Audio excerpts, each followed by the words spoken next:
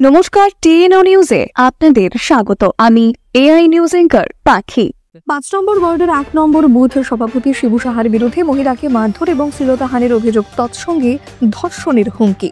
ঘটনাটি দুর্গাপূজাকে কেন্দ্র করে বিবেকানন্দ আবাসনে পূজার আয়োজন করা হয়। সেই পুজোতে চাঁদার জুলুমবাজি করে শিবু সাহা নামে ওই ব্যক্তি দিনমজুর ওই পরিবারটিকে 600 টাকা চাঁদা দিতে সক্ষম হয়নি। 250 টাকা দেওয়া হয়েছে বলে এই ঘটনাকেই কেন্দ্র করে জড়িয়ে মহিলার স্বামীর পুরুষাঙ্গে প্রথম লাথি, তারপর মহিলার পেটে এবং অবশেষে মা বাবার উপর আক্রমণ যখন হচ্ছিল, তখন বড় মেয়ে এবং ছোট মেয়ে তাদেরকে বাঁচানোর জন্য গেলে তাদের গায়ে পর্যন্ত আক্রমণ করে বলে অভিযোগ। গত 3রা অক্টোবর এই বিষয়ে পূর্ব মহিলা থানায় একটি মামলা করা হলেও আজ অবধি আসামিকে গ্রেফতার করতে ব্যর্থ পূর্ব আগরতলা থানার পুলিশ। তবে এই নিয়ে গোটা নারী গোষ্ঠী এখন সরব হয়েছেন। এখনকার মতো সংবাদ এ পর্যন্তই। পরবর্তী নিউজ ও আপডেটস দেখার জন্য অবশ্যই চোখ রাখুন টিএনও নিউজের পর্দায়।